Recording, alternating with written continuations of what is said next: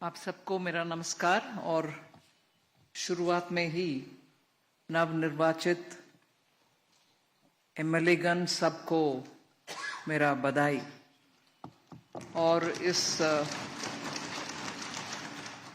सदन में उपस्थित वरिष्ठ नेतागण और मेरे साथ आए हुए ऑब्जर्वर के नाते विजय रूपानी जी जो गुजरात के वरिष्ठ मुख्यमंत्री थे इससे पहले, और सांसदगण बहुत सारे भी आए हैं इस मीटिंग में, उनका भी मेरा प्रणाम। और अभी नवनिर्वाचित विधिमंडल के नेता के नाम में देवेंद्र फडणवीस जी का मेरा बधाई और नमस्कार।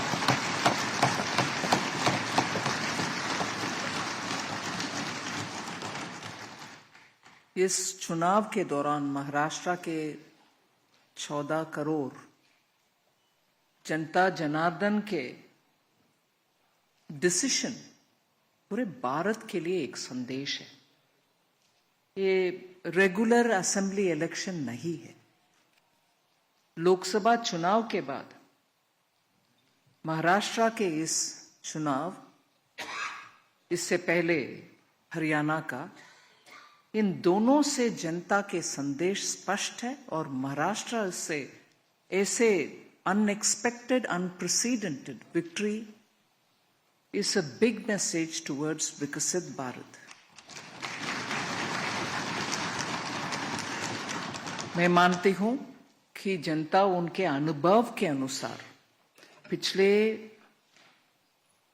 गठबंधन के सरकार जो कांग्रेस के नेतृत्व में चला, उसके वजह से महाराष्ट्र के पर्टिकुलरली और देश के लिए कितना अनसर्टनिटी और डेवलपमेंट के रास्ते में रुकावट पैदा हुआ, उससे जनता बहुत टायर्ड होकर के मन में उनको क्या चल रहा है हमारे महाराष्ट्र में, ऐसे भावना आकर के आज स्पष्ट निर्देश दिए हैं और उसको सही आगे लेके चलने के लिए आप सब उत्सुक हैं। और मैं ये जरूर संदेश देना चाहती हूं कि डबल इंजन के सरकार मोदी जी के नेतृत्व में महाराष्ट्र के लिए और महाराष्ट्र के भविष्य के लिए उत्साह से, उमंग से, और जैसे चुनाव पत्र में आपने घोषणा की है, उन सभी वायदों को पूरे करते हुए महाराष्ट्र को आगे लेके जाएंगे। ये तो स्पष्ट है।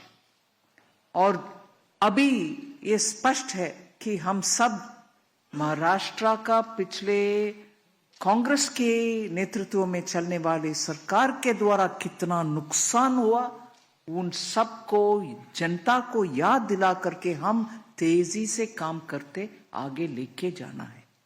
चाहे वो किसान के मामला हो, चाहे इंडस्ट्री का इन्वेस्टमेंट हो महाराष्ट्र में, चाहे हर रीजन का डेवलपमेंट हो महाराष्ट्र में।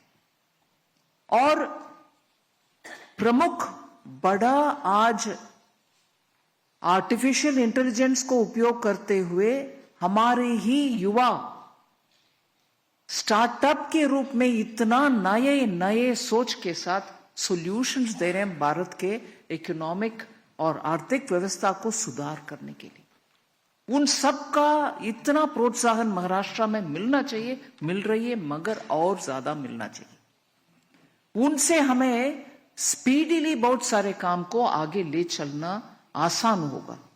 महाराष्ट्र फाइनेंशियल कैपिटल मुंबई है, देश का फाइनेंशियल कैपिटल मुंबई, और फाइनेंशियल वर्ल्ड में स्टार्टअप के इतनी कंट्रीब्यूशन दुनिया में एक देश हम जैसे नहीं है जहां फिनटेक में हम सामने नंबर 1 के पोजीशन में आ रही।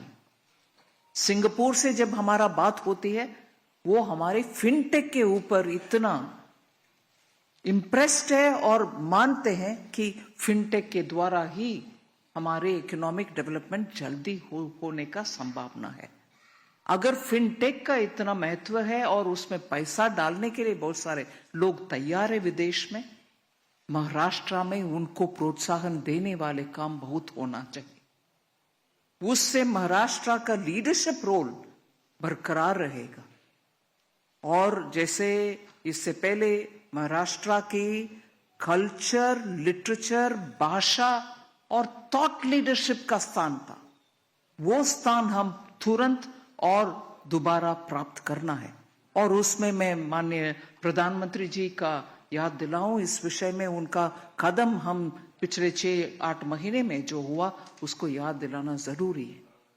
मराठी भाषा को क्लासिकल लैंग्वेज स्टेटस देना, और उससे पहले वरकरी संप्रदाय के लोग जुलाई में जब जाते हैं आषाढ़ के एकादशी के समय, उनके लिए वो कॉरिडोर बनाना, ये सब महाराष्ट्र और मराठी और महाराष्ट्र के थॉट लीडरशिप और कल्चरल लीडरशिप का प्रधानमंत्री जी प्रमुखता देते हैं, उसका एग्जाम्पल्स, उदाहरण है।